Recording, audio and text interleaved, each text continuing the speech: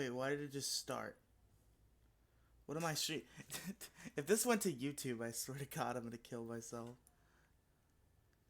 Please. Because I know I'm linked to my YouTube account.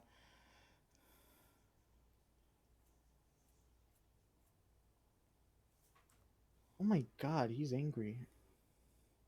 I just think everybody in this game just needs to calm down, honestly. I guess we're live. On YouTube? No, on Twitch. For real? On God? Just It like that? it seems. Hold on, I'm gonna go to your sorry ass Twitch channel. Yeah, go see if like the audio's working and stuff. Oh wait, hold on.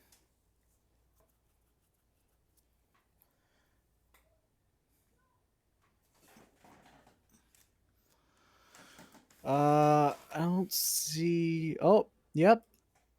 It says you're live. You want me to check the audio? Yeah, make sure like you can actually hear us and shit. Uh,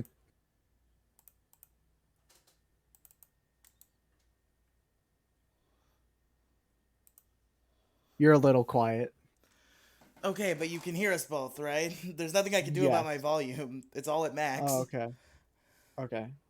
Well, you can like turn the gain up a little bit on advanced audio properties. What? Uh, Never mind. Don't worry about it. What are you talking about? Just me and my witchcraft. Try sending something in the chat and see if it pops up on stream. If the chat box doesn't work, then what the fuck ever. But like, I want to test it. Okay. Oh, I As can. you can see, I put my trademark. Yep, I can see the chat box on my end, so it must be there. Oh yeah, I see it there.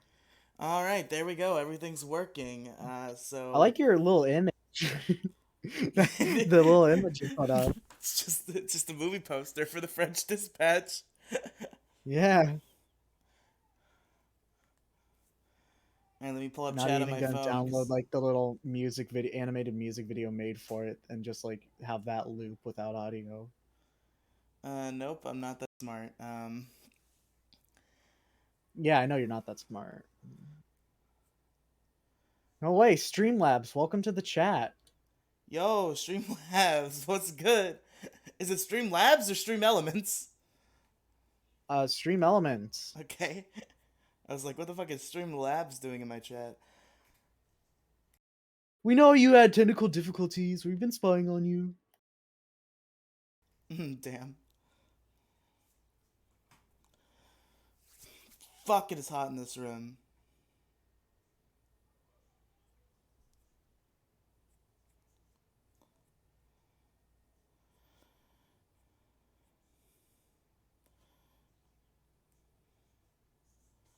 All right, let's actually start the podcast.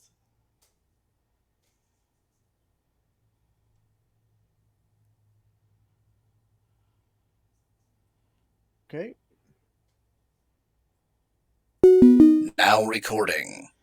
Welcome to the Riely Live Movie Review Podcast, the podcast where I review movies live on Twitch for people to see. I am your host, Riely, joined by my first guest on the show, jELeeoo, Jason. Good evening. And we are here today to talk about a film directed by one Wes Anderson, The French Dispatch, released in 2021, I think. Google Yep. keeps saying It it's all 2020. started as a holiday. It all started as a holiday. Google kept saying 2020, but I'm fairly sure it's 2021. They might have shown it at like a film festival in 2020 or something to that effect. Probably. But anyway, so I just want to say, so I started this show. Some people may recall a Twitter poll that I posted a while back. So as people might be aware, the Rad Movie Review podcast is currently shelved because Dakota does not know how to live an adult life, and he needs to do that so that he has time to do a podcast. So I don't want to just reboot it again because I want Rad to return. I still hope that we will return someday. So I put a poll on Twitter and I just said, hey, would it justify making a separate movie review podcast if I streamed it live to Twitch? And I believe it was about a 70-30 split in favor of yes. So we're here today. Uh, Yep. and we're talking about the French Dispatch. So I'm probably just gonna steal the format from Rad. Jason, give us a little one paragraph summary of what this movie is about. Oh, you don't want to start with like, you know, the previous works of the great director Wes Anderson? I mean, I haven't seen any of them, but if you want to talk about them, Yeah. Wes Anderson is another one of those immortal beings that looks 20 even though they're actually 50. So they have Paul Rudd syndrome. He seriously though, he looks like he's barely broken 20, but he's like 50. He went to school with you might have heard of this guy. His name's Owen Wilson. You know, he's not. I mean, I I understand think if I've you heard of don't. that He's not guy. that big of a guy.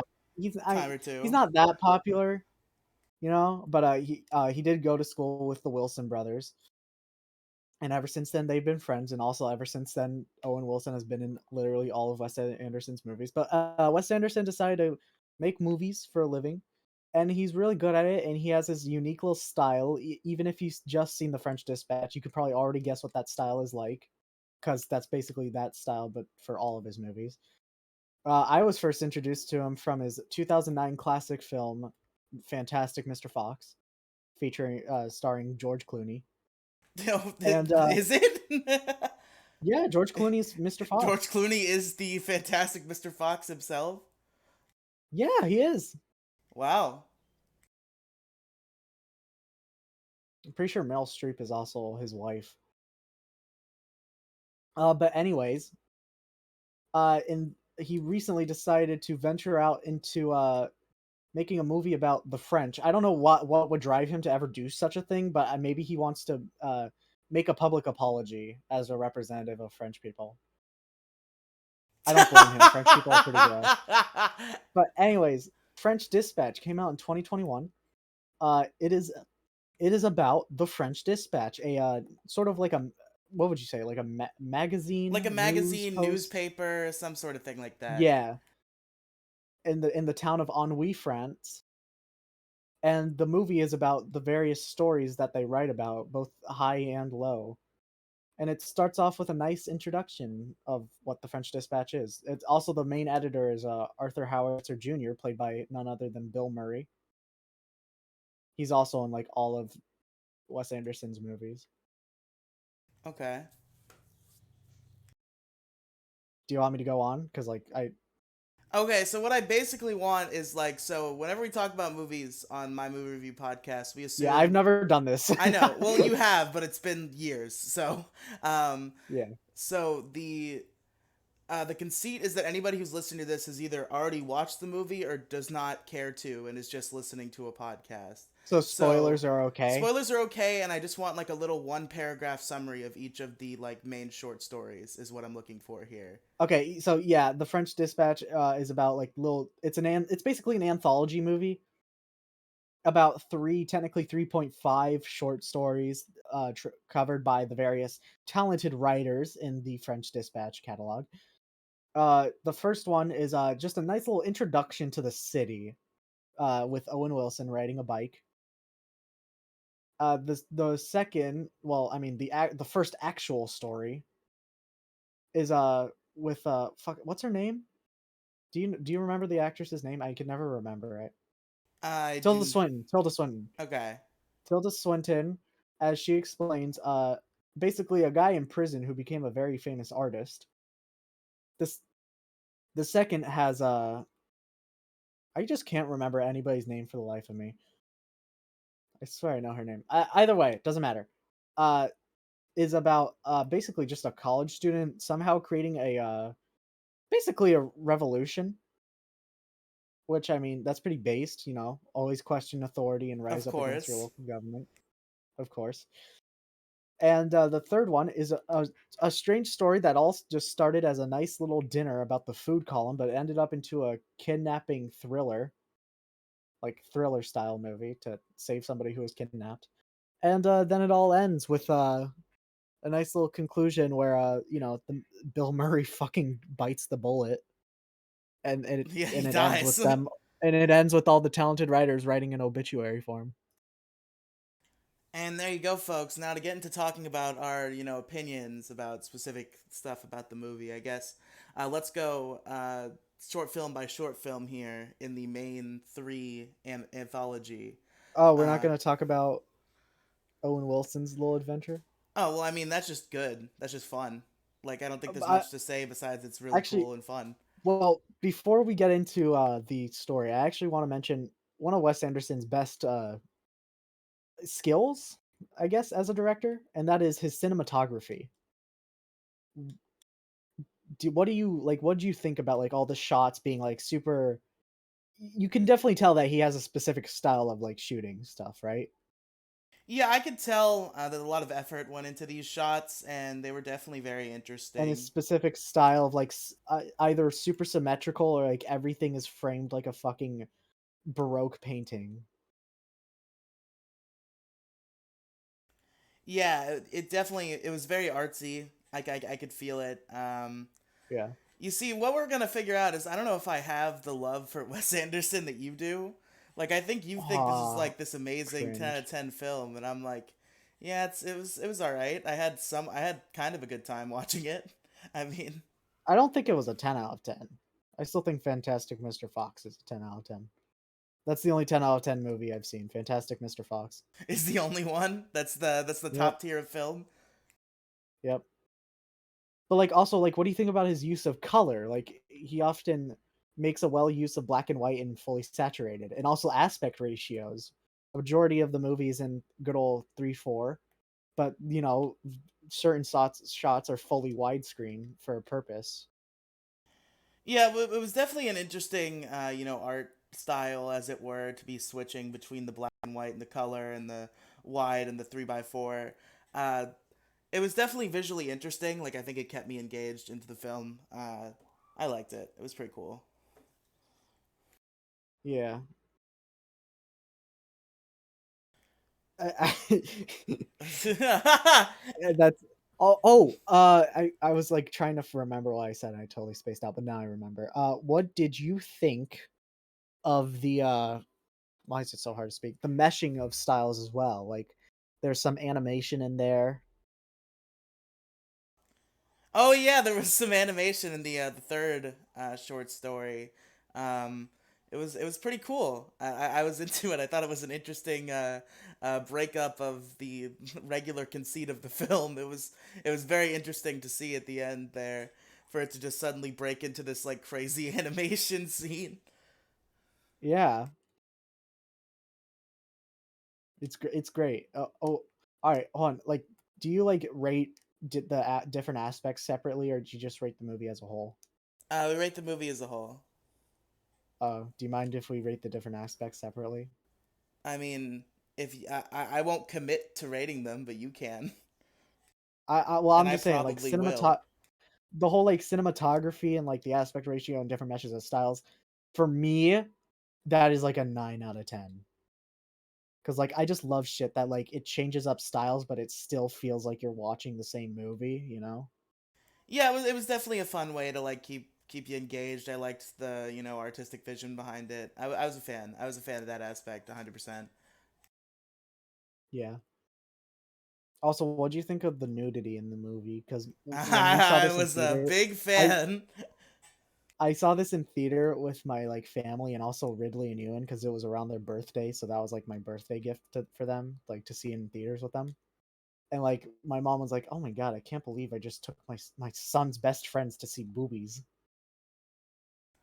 Yeah, it was a pretty good time overall, I'd say. I think All right, I have a new celebrity crush because of this movie. I knew her Leah name like an Sedell. hour ago. I'm trying to remember her name. I'm pretty sure it's like Leah Sedell, something like that. Yeah, something like that. The chick from the second short story. second. Yes. No, not the The one chick from about the not the artist? chick, not the chick from the first one where they were making the paintings. Okay. The chick from the second one, the Revolution one, the girl from Oh, at the end. Yes, yes. okay. Understood. All right. So now should we actually delve into the story? Yes, we shall. So the first The story, which plot. was the prison artist story. Um, Should do you want me to like look up they actually have like little names and I only remember the one for the second story, like the actual do you want me to look it up? yeah, go ahead. All right. Give a quick rundown while I do that. Yeah, so this one is the prison artist story about a guy who went to prison for murdering two bartenders. Mr. Moses Rosenthal. Mr. Moses Rosenthal. Yep. A certainly Rosenthal. rowdy artist. A certainly loud artist for his rowdy generation. So he paints this weird abstract art while looking at this naked prison guard, and some crazy For man. good behavior, the prison guard allows to pose for his paintings. Indeed, and some other guy who's in prison for I think tax evasion. Yeah, played by Adrian Brody, another staple of Wes Anderson movies. Yeah, so Adrian Brody's character, the guy who went to prison for tax evasion, once he gets out of The jail, concrete masterpiece. That's yes, story number one. okay, there you go. So once he gets out of jail, he shows this guy's painting to his uncles, and they're gonna make him a famous artist. Is their plan? They all like work in the art business, like, and they like planned. They're like, yo, this guy's painting. People are gonna love this shit. And I looked it up. Her name is Lena Kodri. Is the girl from the second story? Oh, her. Okay. Yeah, but yeah. So that's the plot. There's a lot of twists and turns. Well, The no. Are you're not gonna go more like in depth with it? Like more like Well, like I you're just gonna said, leave it at that point? Try to make it popular. well, yeah, I just give general plot descriptions, and then we just talk about specific aspects we want to talk about. Okay. Because, like I said, All right. everybody who's listening has either seen the movie or doesn't care. Okay. Well, in that case, uh, I really like the dialogue specifically in this uh short story. Like that was my favorite aspect of it. The use of color was pretty nice, but I'd say the use of color in the third story is better. But like the dialogue mainly, for example, like the conversation between Adrian Brody's characters and his uncles, like Wes Anderson definitely has a style with his dialogue where everybody's talking like super fast, like they all share one brain cell, and like it works, and like that's the whole point. He said it himself, like he makes his character so that like if they walked from one movie to another, you just would not be surprised because they would still fit in. And like I specific like, but like it makes sense because he's like, we're gonna make this painting a masterpiece. Well, sure, but what's so special about it? Nothing, you idiot. That's just how the art store. That's just how the art industry works. Like that specific exchange, like, and like when Bill Murray and Owen Wilson were talking, like, are you sure this is gonna be good? Like, I don't. These are nice people. Oh, it's supposed to be charming. Like just the way they talk. They Yeah, definitely do not talk like normal people. I really And liked like, the way they talked. Yeah, about the painting. That was really that was a really yeah, and entertaining dialogue you could exchange. also definitely tell that like Wes is having fun with this. Like he's having fun with the way he's making his characters talk.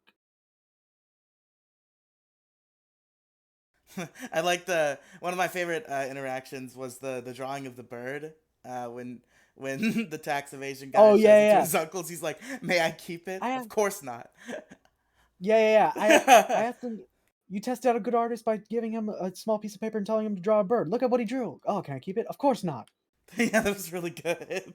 I really liked that. Yeah, just the way they all talk, and especially like after when they get mad at each other, like the tax evasion dude, Adrian Brody and Moses Rosenthal, they get mad at each other because Moses painted on the walls of the prison.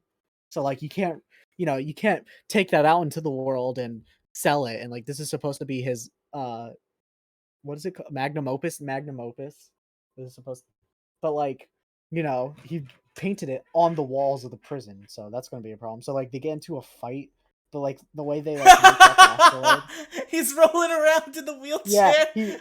he rolls around in a wheelchair. It's also shot really well, and like Adrian Brody's running.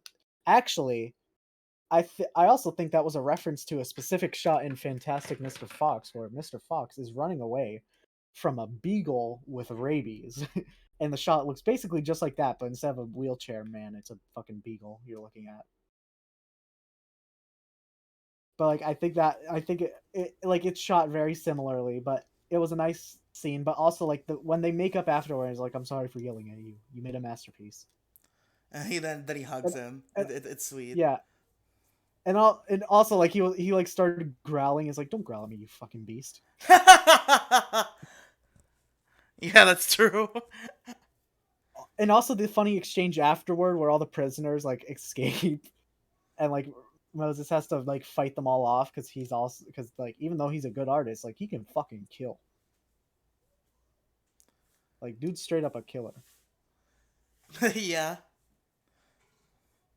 It's also so there's the little not romance because it's very one-sided, but there's the Very much not romantic romance. subplot with the Rosenthal and the prison The guard. guard. Yeah. Which there's a scene where like they're I guess like they had just like had sex or whatever I think was the Yeah. conceit, and he was trying to like confess his love and ask her to marry him, and she's like, nope, shut up, nope, not don't love Yeah. you, nope. Also a very like I also a very like Wes Anderson exchange, like just saying no to like things that like you'd expect. Oh my gosh, it's so cute, they're in love. But it's just like nope. Yep, nope, not doing that. Oh shit, I forgot to mention something. Did you also notice that sometimes there was like sets made out of clay?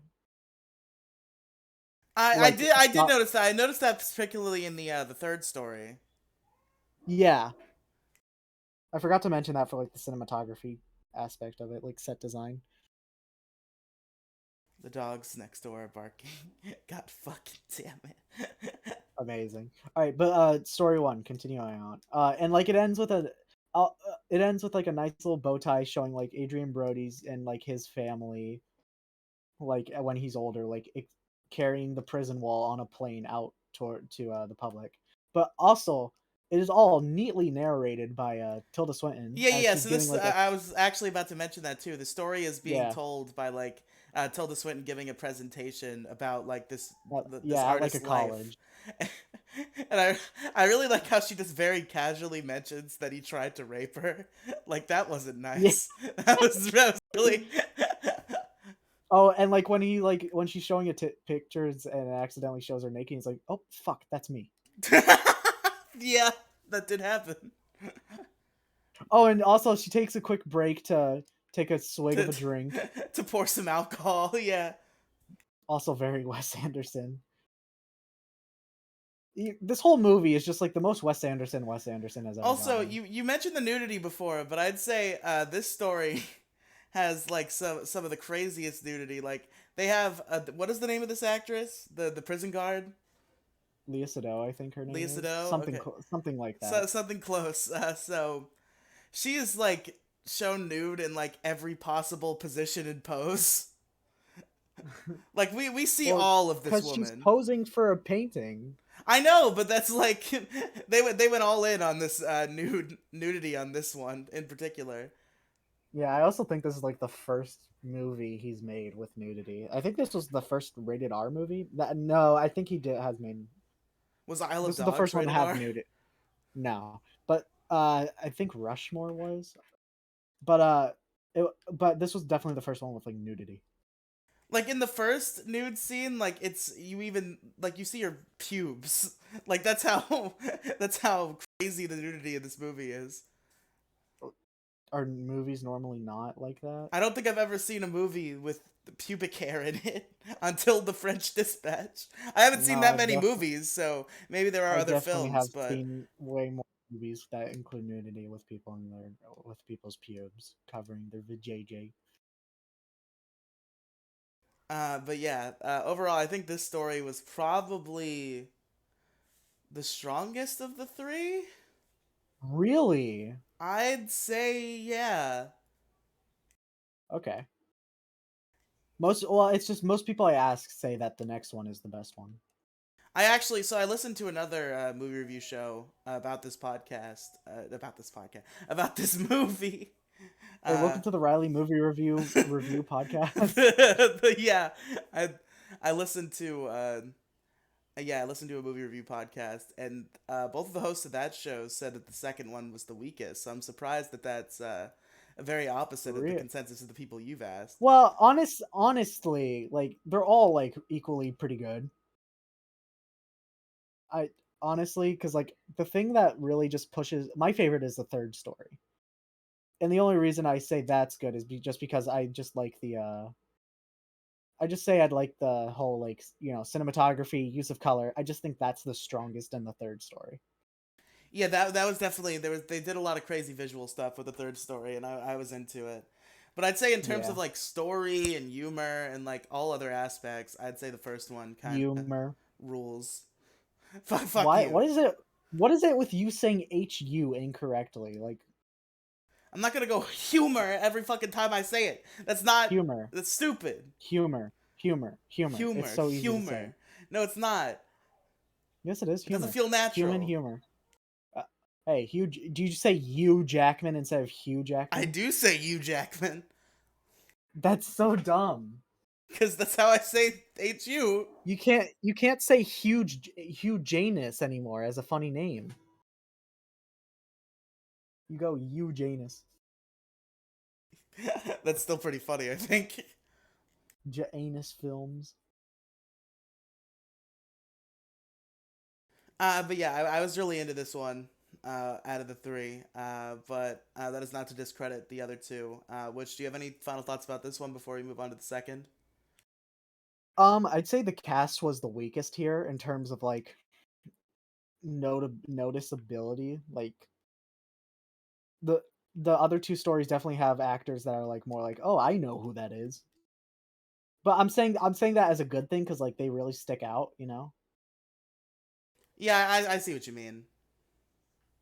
Yeah, But the second that's story about the revisions to a manifesto. revisions to a manifesto, that one I did know. It's what's the name? I'm looking up the name of the guy I have in front of me. Timothy Dune guy. Chalamet. Yeah, Dune guy So Timothy Chalamet is this kid who's writing a manifesto, and it's about how he started a revolution. with his manifesto, and like you don't even exactly know like what the government's doing that like wronged him. You just get the idea that like it's more like in Footloose, how like you're not allowed to dance, and it's just kids revolting against that. It's like sort of a playful thing. Yeah, so all the kids are revolting, and this kid is writing a manifesto, which this old lady who, Francis, played by Francis McDormand. yeah, that one. I'm not gonna remember all these I, actor names. I'm terrible with actor names, yeah, but like noted as like the best writer at the French Dispatch. yes, and she I guess like sleeps with this kid. Oh yeah, she gets romantically involved. Yeah, she gets romantically involved with this kid, and then she finishes his own manifesto without Oh his yeah, yeah. knowledge. So no. It started with like she was originally supposed to write like a story about something his parents did, and she goes to the bathroom, and then she hears something, and she opens the shower curtains, and there's a what's his character's name, like Zeppeli, something like that. I don't know. Zarafeli, something like that. I'm just gonna call him Dune guy because he's the main character of Dune. Zeffirelli. Zeffirelli. Zeffirelli. So he just sees Zeffirelli in his bathtub, and she just notices that he's writing something. He's like, "Oh, what are you writing?" "Oh, a manifesto." "Oh, cool. Let me give it to me." And she just starts like correcting all of his mistakes, adding an appendix, like just a whole like basically makes it. He made it, but she innovated it. You know.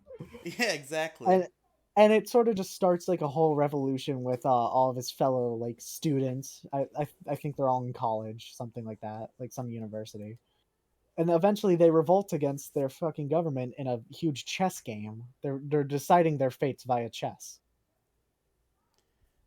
Yeah, which I think which is is really cool.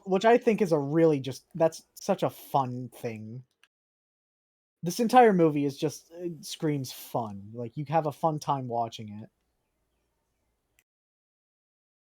And throughout the little revolution where they're like setting up their like base and shit, uh, I'm never gonna remember the name of these characters. Timothy, Zeffirelli. Zeffirelli, Zeffirelli butts heads. Zeffirelli, give me the formula. Zeffirelli butts heads with Lena Condry's character, Juliet, um, and it's really funny. Oh, something else I want to bring up. There's often times where the characters mix the language of English and French. Yes, yes, yes. Yeah, And so like that's a Juliet speaks only in French, Zeffirelli speaks only in English. Like you assume that they're all speaking French because like the only doesn't character Juliet that speak English sometimes? yeah, like they always like mix up how they speak. Yeah, okay. Like You were saying that you just Lena Condry yeah. spoke only French though. That's not true. Well, like most like for a majority of the That time. yeah, that's true. Yeah, and like a majority of the time Zeffirelli's speaking only English. And like just supposed to assume that almost like every character except for Bill Murray's character is French cuz Bill Murray's from Kentucky. Sorry, Kansas. Get mixed up my K states. But like I also like that aspect and it's definitely the strongest here considering, you know, the main love interest of the story is French, mostly speaks in French Yeah, and the Zeffirelli dynamic speaks between mostly in Zeffirelli English. and Juliet might be my favorite part of this Yeah, story there here. it's basically haters turned into lovers, like enemies turned into lovers or whatever it is. Not like enemies, but like Juliet just goes against like all of Yeah, Zeffirelli's they're butting dealings. heads the entire time, and then Yeah. And then eventually, like during amidst the chaos of the revolution, Francis McDormand's character just goes, "All right, you two go off and make love and like finish this revolution or whatever." yeah, so they in the middle of the revolution they just leave and they fuck. that's the that's But the it's done in like an excellent. You don't obviously you don't see them fuck, but like it's the way they escape is like shot beautifully like a play. This entire movie like gives off the feeling of a play again, like a callback to Rushmore, which was mostly about a guy making plays.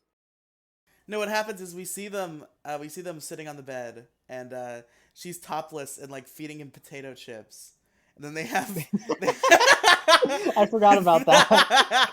and they have an exchange where Zeffirelli says, don't criticize my manifesto," and she just responds with, "Take off your clothes." And that's pretty good. I had a good laugh at that. The true man's dream. Don't criticize my manifesto.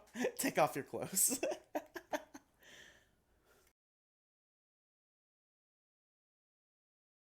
Man, I did like this one, but I don't know.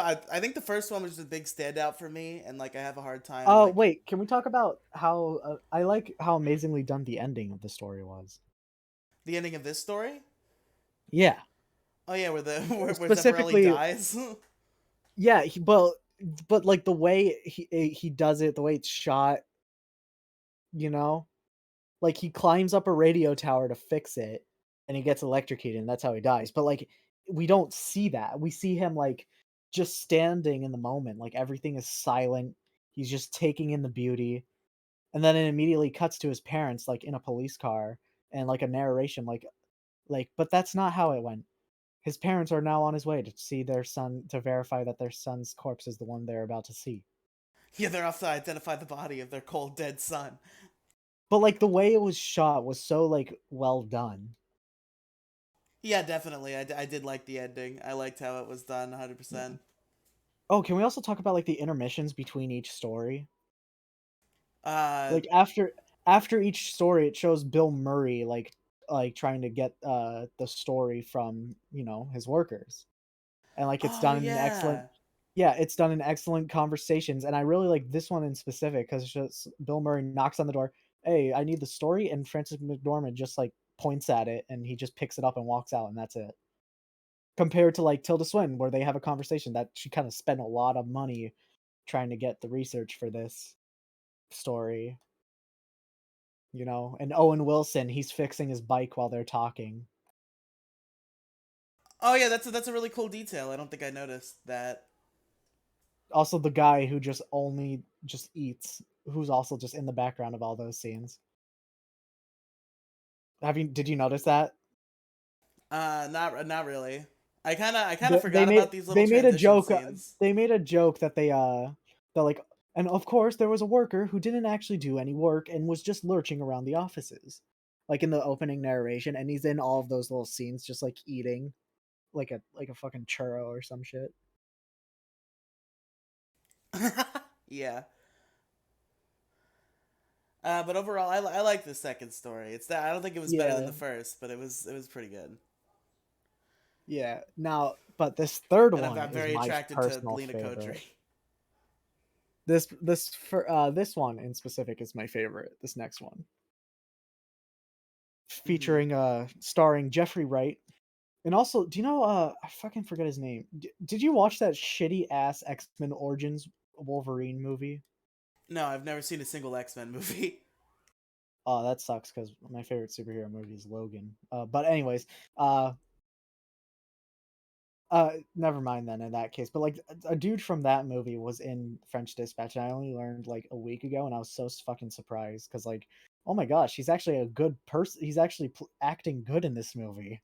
Unlike, Unlike in this the shitty X-Men movie. yeah. But do you want me to give the rundown of this Yeah, story? you go ahead and give the rundown for this one. So Roebuck Roebuck Wright, played by Jeffrey Wright, is is like the food guy. He writes about food, like exotic foods. And today he was here to interview a specific chef in the style called police cooking. Now, what is police cooking? Who knows? Who cares? Uh, to put it simply. Uh, I don't know why that made me laugh so much. But basically, he's with like this family too, this like wealthy family and they're all gonna eat dinner together, right? And Hmm. the way it's shot, like the way like it turns to color and the camera spins around the table and they take the first bite to like emphasize how good this food is, which I think is like that's such a well done like sequence. But their dinner is interrupted by a mysterious phone call for like the main man of the house, and he goes, "As you know, of right now, we have kidnapped your son." So their son, who is like this like super fucking smart dude, smart boy. I believe his name is like Gigi, his Yeah, nickname. GG, I think it was. But they kidnapped him and they're holding him for ransom, not rancid. Holding him for rancid. Sorry, food's on the mind right now. But they're holding him for ransom, and they decide that like, and it turns into this whole like police thriller, which I think is absolutely amazing. And like it's like and like you see like you see the standoff between the two sides at the front of the like lines, but like in a building you see like Gigi's like making conversation with his like watch guard who happens to be a pretty girl. Oh yeah, that And, scene was nice, and it made me feel bad when we see her dead after the poisoning thing. yeah, yeah, and like but like you see both sides of the thing and like Roebuck writes just writing. He's just like in most of the time he's not actually that integral to the story and he's more of just like an observer. But like it's fun to see him, and it's also like the cinematography when they do you know that one scene where like they all break into the building, the police? Yeah. They just like break down the fucking walls, point guns everywhere. I love that scene. It was used a lot in the trailers, I'm pretty sure. But that was so fun. And like and eventually Gigi like finds a way to send Morse code, like tap on the walls so that his rescuers can hear him. And he taps in Morse code, send in the chef. So they Send in decide the like chef. yeah, so they decide, hey, my boy's hungry. I got a really good chef. We can cook meals for you all. What do you say? And that's what they decide. But little does he know, Gigi happens to really hate yams. So the chef poisons the It was yams. radishes. Oh, I thought it was yams. Radishes. So, oh, fuck. So, quick side tangent. They showed the kidnapping sequence in animation because it was too like crazy to shoot in real life. So I think that was excellently done. Just want to mention that because we're about to get to another animated section of this specific story. Mm-hmm. But like the radishes are poisoned, everybody's eating it, and obviously the chef has to taste test it for everyone, and he does. So he basically poisoned himself for the sake of saving Gigi. And like it shows everyone dead. You know, the chef's about to die. But unfortunately, the limo driver hates radishes too. So it's Uh-oh. now a animated car chase between Edward Norton, who's the limo driver. Did you notice that? Do you even know who Edward Norton is? I recall the name. He's a pretty Didn't well he? known Did he play the actor. Hulk? He played the Incredible Yeah, Hulk. yeah. I know who you mean. Yeah, but it's now like a police chase, but it's all well done in animated form, obviously. Uh, and it's just like, and eventually, like the car fucking crashes and Gigi's able to escape. But like, it's such a fun story. But also, I specifically want to mention like the scene with Jeffrey Wright and Bill Murray here specifically because like Bill Murray is like, you're supposed to write about food. There's barely anything about food in this story. And it's like, well, I did leave out this one part. And it's like a beautiful exchange. Like while everything's during the aftermath, Jeffrey Wright is the only guy who's like worried about the fucking chef, bro. Oh. And he's like next to him as he's like seeing to see if he's going to recover from the poison. But he like exquisitely describes that like the poison in the radishes actually had a good taste to it. And like it was a really well done scene. Also, Willem Dafoe is in the story, but he doesn't Yeah, talk. he's in the story for like 5 seconds. Yeah, and he doesn't have any lines. But it's just it's my favorite story. It's really well done. I like it a lot.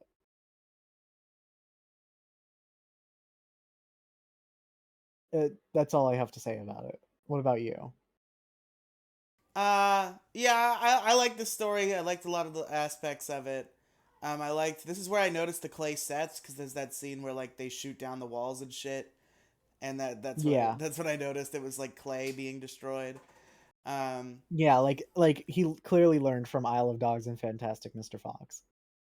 yeah, the cinematography in the story was very interesting. Uh, I don't think the characters were as like memorable as the other two, which isn't necessarily like super to its detriment, but I think the other two had more like characters that stuck in my mind for one reason or another. I'd say Two, the character work was strongest in Revisions to a Manifesto. yeah, definitely. Did I say the name of this story? I don't think you did. The Private Dining Room. That's what There it's you called. go. But yeah, it was just really well done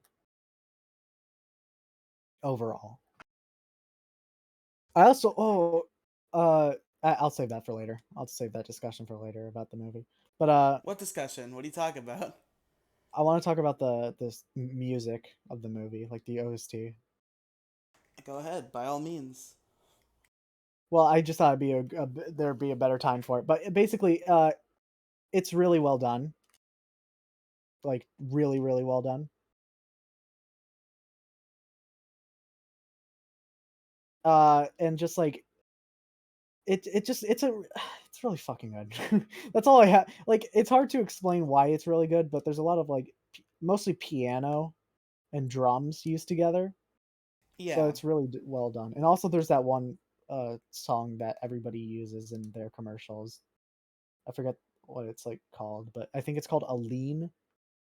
Aline. It's like some French name. But that was also used a lot. Like they had their own cover and like an animated music video for the movie with that song. That was actually really well done, I think. But it's th- this movie's just good. It's true. I say this for every Wes Anderson movie. It is hard to have a bad time while watching a Wes Anderson joint.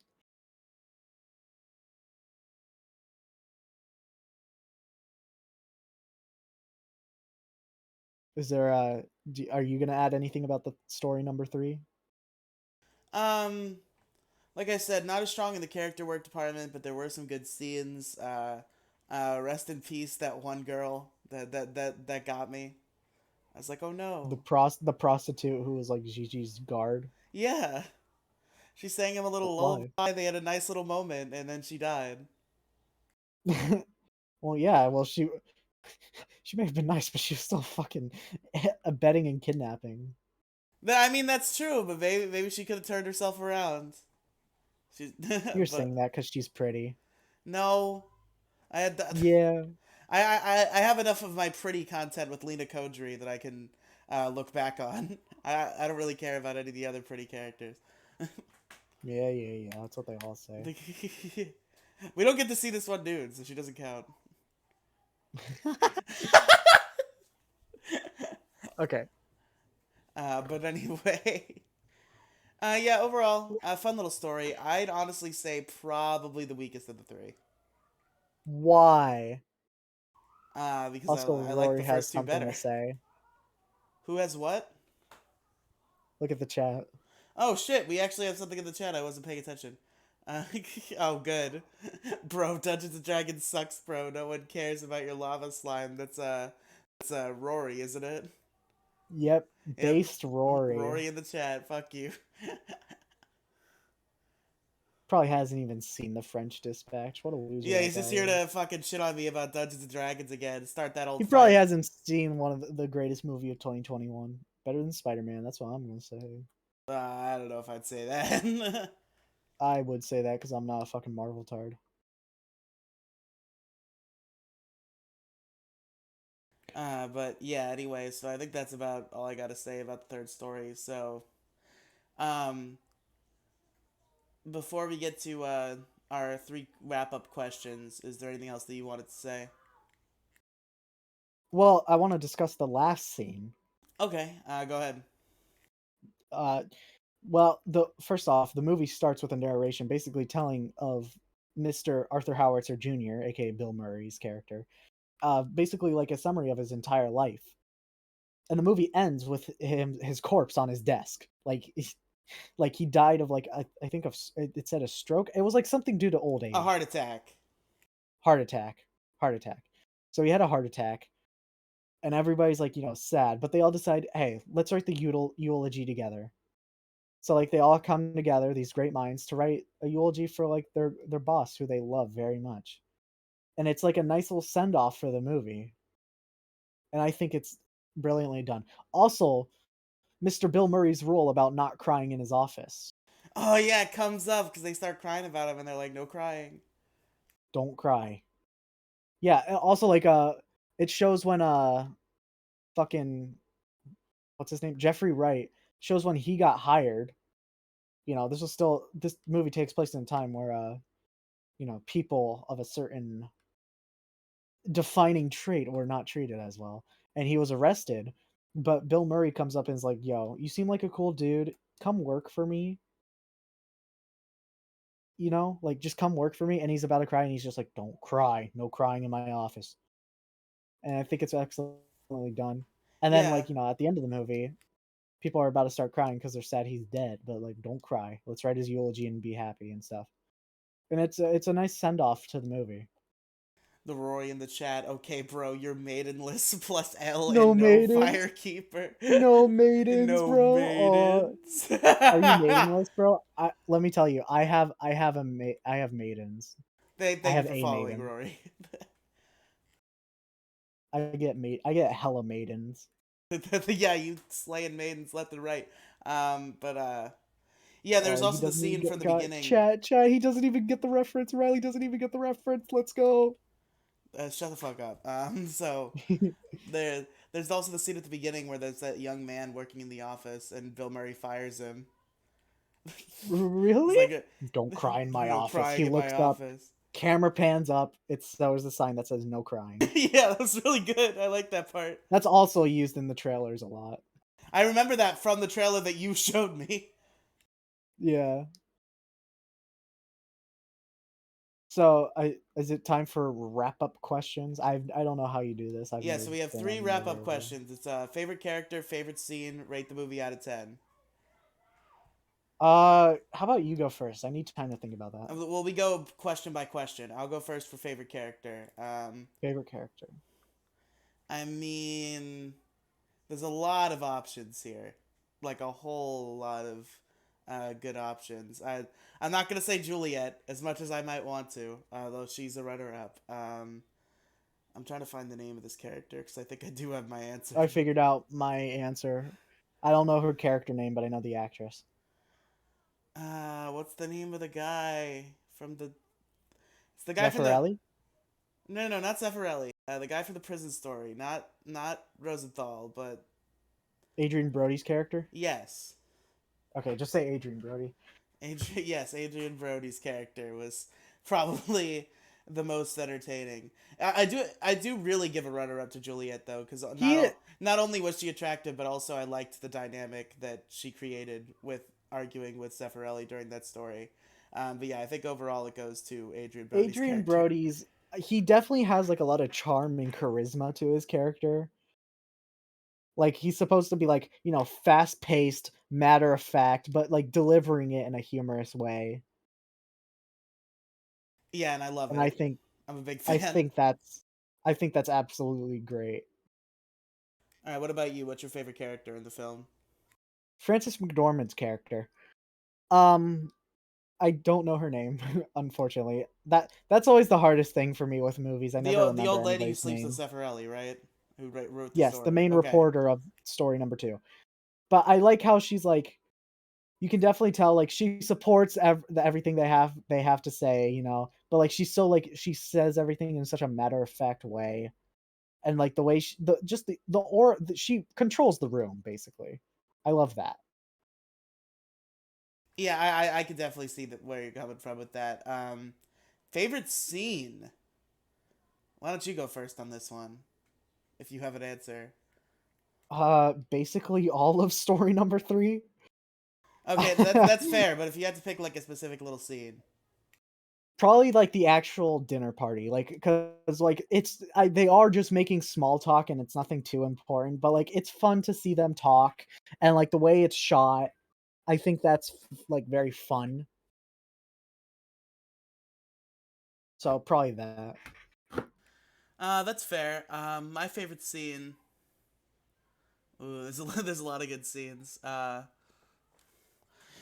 It is probably Adrian Brody and his uncles talking about that painting. So it's a very good scene. Rosenthal, yeah, like Adrian Brody's pitch to his uncles about why they should sell the painting. Yeah. That that That whole that is a interaction was that very is a very, good. look at how well he drew this bird. Can I keep it? No, you idiot. It was so That- good. It's a it is a very fun exchange. That is like the most like Wes Anderson exchange in the movie. Yeah, Either that or Bill Murray and Owen Wilson's conversation. and obviously honorable mention to the potato chip in the bed scene. Anyway, so rating the movie out of 10. I want you to Uh, go first. mm, you see, I'm very positive towards movies on this show, so Yes, obviously. yeah, I'd usually rate them pretty highly, and this one's gonna be no exception. But like, I'm not gonna rate it super high. Like, I liked it, but I don't know if I'd sort of get the super hype around Wes Anderson, just I based mean, off of that this hype you're movie. experiencing is just from me because he's my favorite movie director. That's true. I will have to check out a Fantastic Mr. Fox or an Isle of Dogs sometime and see how I feel. Um, Yeah. I'll give this movie Well, an 8. those are not very less conventional Wes Anderson movies. You want more, like you want like the more Wes Anderson, watch like Rushmore or Grand Budapest Hotel. I've heard good things about the Grand Budapest Hotel. Yeah, that one's really good. But this one, But solid 8 you out of said 10 you for said me. 8? Yes. Yeah, I was thinking I was like it was really hard for me to choose, so I decided to do I committed cardinal sin and I give it an 8.5 out of 10. I fucking hate using decimals, but I can't make up my mind between 8 and 9. Yeah, that's fair. That's valid. Can I go on a quick side tangent about why using decimals in review scores fucking suck? Sure. Okay, I'm especially gonna talk about, like, if you're rating shit out of 5, like 5 out of 5. Well, what's the point of rating something 4.5 out of 5 if you're just gonna just say it's 9 out of 10? If you're gonna say it's 8.5, rate it 85 out of 100. Like, it makes me so pissed off.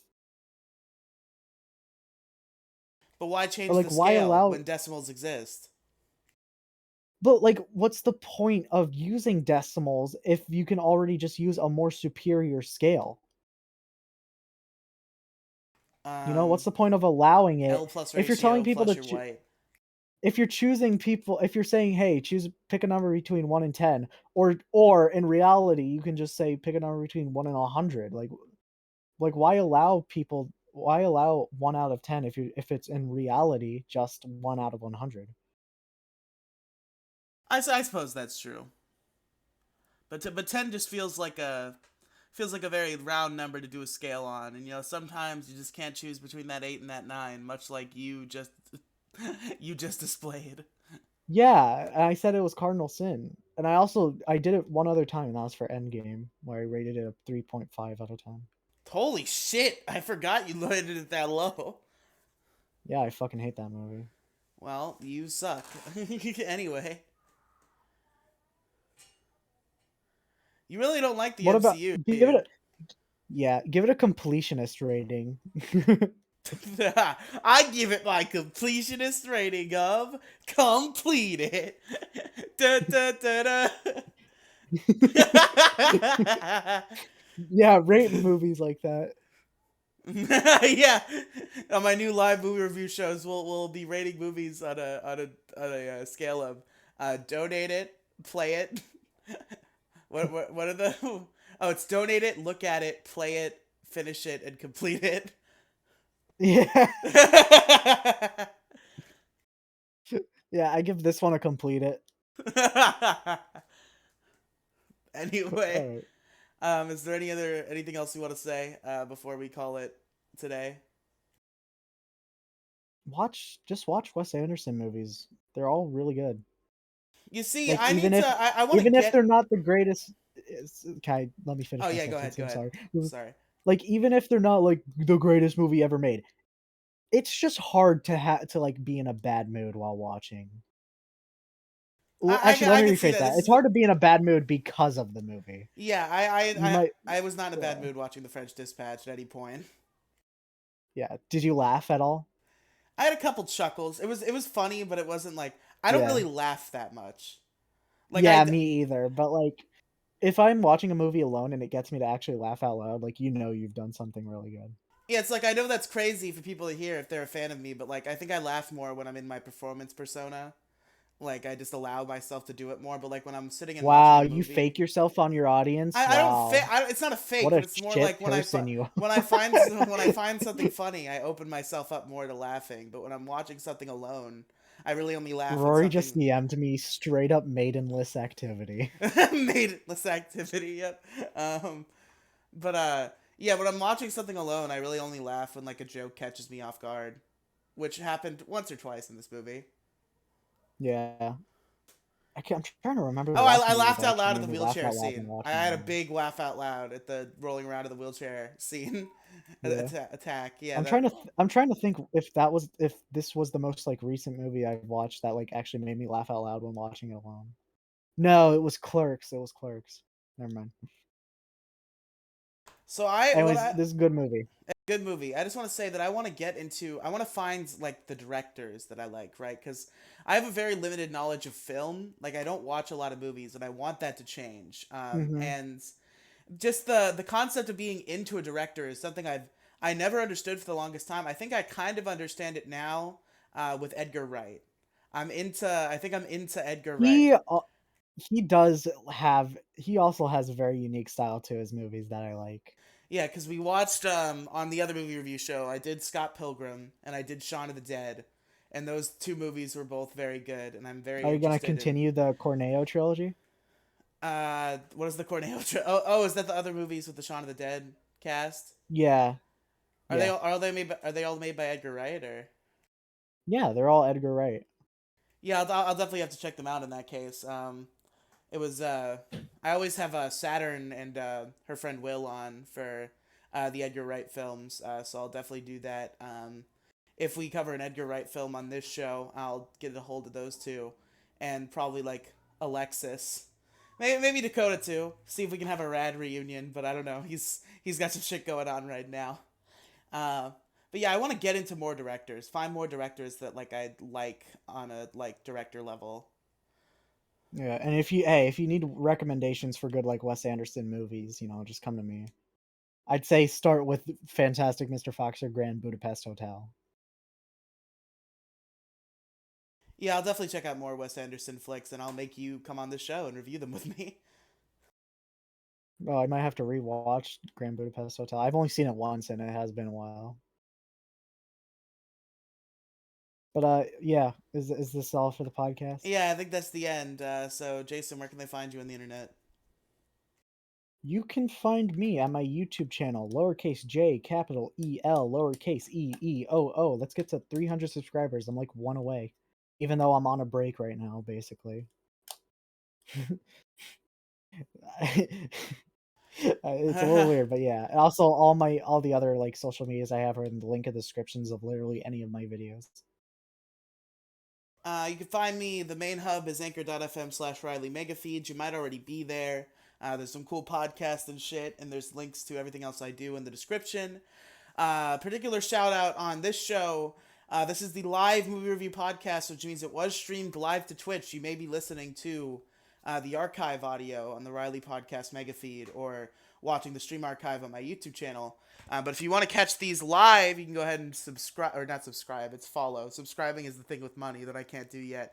You can follow twitch.tv/Riely Streams. That's Riely Streams.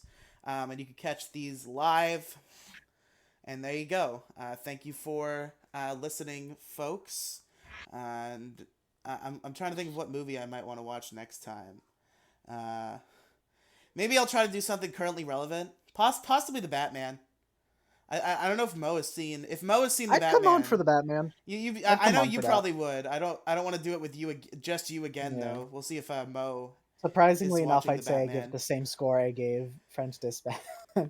Well, don't spoil Spoiler your alert. score for the Batman if you're gonna come on for the Batman.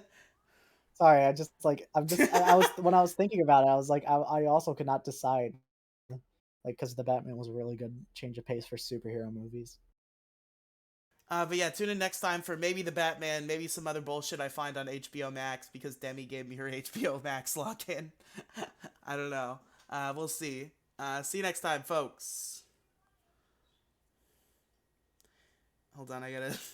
There's more of a process to ending these recordings than just saying "see you I next time, see. folks" and it stops.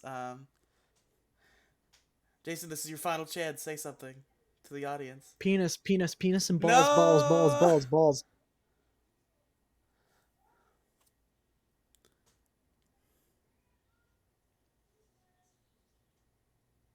Damn, you suck at ending recordings. Listen. Fuck you. All right, and goodbye to the Oh, stream. wait. Okay. Stream. I thought you were leaving the VC. I need your opinion on something. Hold on, let me end the stream and turn my air Okay. conditioner on.